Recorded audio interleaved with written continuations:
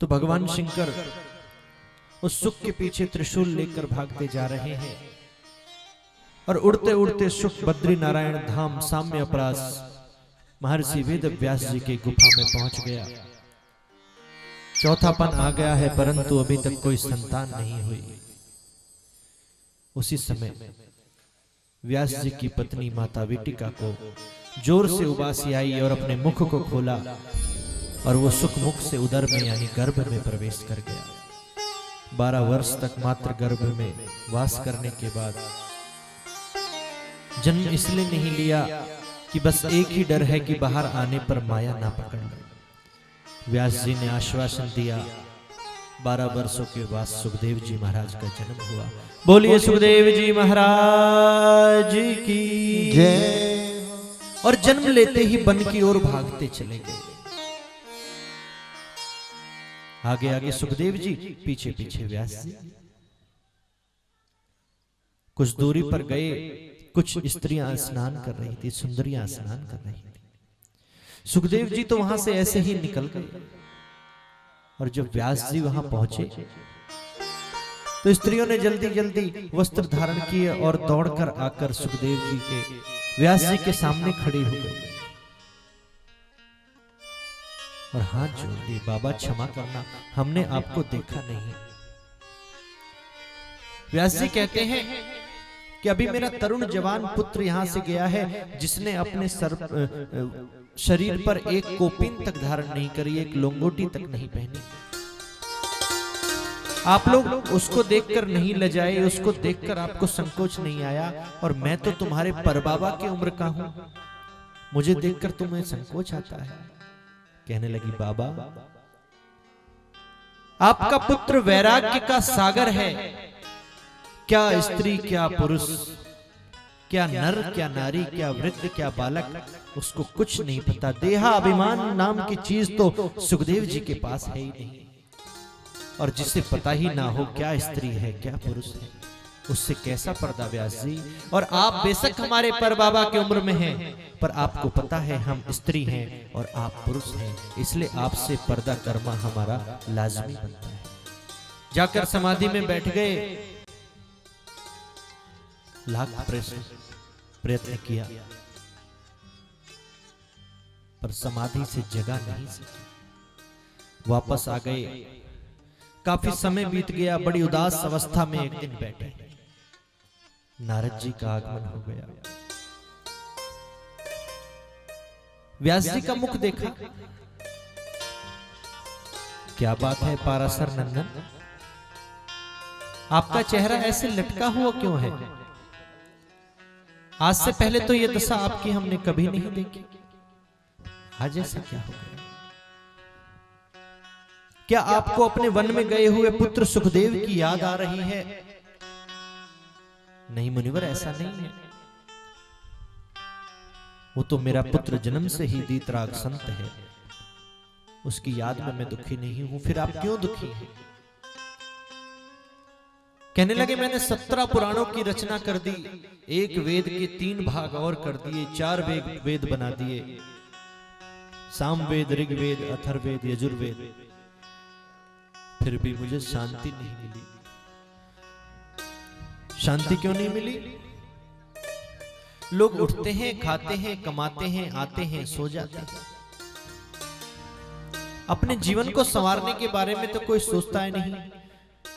मृत्यु को सब भूल गए। वेदों की भाषा इतनी कठिन है कि कोई आम जीव उसे पढ़ नहीं सकता। पढ़ने का प्रयास भी करेंगे तो उल्टा सीधा पढ़ेंगे, अनर्थ हो जाएगा। किसी वेद पाठी ब्राह्मण को बुलाकर वेद पाठ कराएंगे तो वेद मंत्र समझ में नहीं आएंगे, क्या फायदा? तो ऐसा मैं क्या करूं जिसको श्रवण मात्र से ही जीव का कल्याण हो जाए? नारद जी ने कहा, बस एक ही साधन है। भगवान नारायण ने जो चतुर्श्लोकी भागवत मेरे पिता ब्रह्मा जी को सुनाई और मेरे पिता ने वो मुझे सुनाई, आप उसी भागवत का विस्तार करो और ये भागवत एक ऐसा ग्रंथ कहलाएगा जिसको सुनने मात्र से ही जीव का कल्याण निश्चित है। व्यास जी ने कहा नहीं नहीं, चौथापन आ गया, चला फिरा भी नहीं जाता अब तो ठीक से। अब मेरे अंदर सामर्थ्य नहीं है किसी ग्रंथ की रचना करने की। नारद जी ने कहा आपके अंदर नहीं है तो क्या हुआ, सामर्थ्य हमारे अंदर भी नहीं है, सामर्थ्य देने वाले तो बैठे हैं। आपके अंदर नहीं तो आपके सदगुरुदेव भगवान के अंदर तो सामर्थ्य है, उनके नाम का एक बार स्मरण करो। और नारद जी ने व्यास जी महाराज को प्रेरणा दी, पूरे 18,000 श्लोकों के साथ श्रीमद् भागवत की रचना महर्षि वेद व्यास जी महाराज ने करी। भगवान नारायण के पास लेकर गए, दिखाया कि आपके इस ग्रंथ की भागवत की मैंने रचना करी है। आपके मुख से जो 4 श्लोक निकले थे उसी का विस्तार करके आज 18,000 श्लोक बना दिए। क्या नाम है? भागवत। मां लक्ष्मी चरण दबा रही है। व्यास जी इसमें मेरा नाम तो कहीं है ही नहीं। बोले भागवत भगवती, अर्थ निकालें तो आपका भी नाम है। नहीं व्यास जी ऐसा वैसा नाम नहीं चाहिए, मुझे तो स्पष्ट शब्दों में अपना नाम चाहिए। तब व्यास जी महाराज ने श्रीमद और लगा दिया, श्रीमद् भागवत महापुराण। श्री जी का नाम स्पष्ट शब्दों में सबसे पहले जुड़ गया।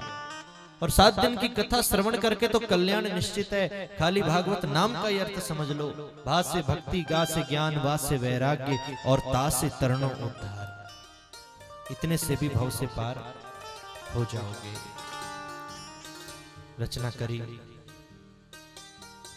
अब पूरे संसार में नजर दौड़ाकर देख लिया, कोई ऐसा व्यक्ति नहीं मिला जिसने काम और क्रोध पर विजय प्राप्त कर रखी हो। कुछ ऋषियों ने काम पर विजय प्राप्त कर रखी है, पर जरा सी बात में उन्हें क्रोध आ जाता है।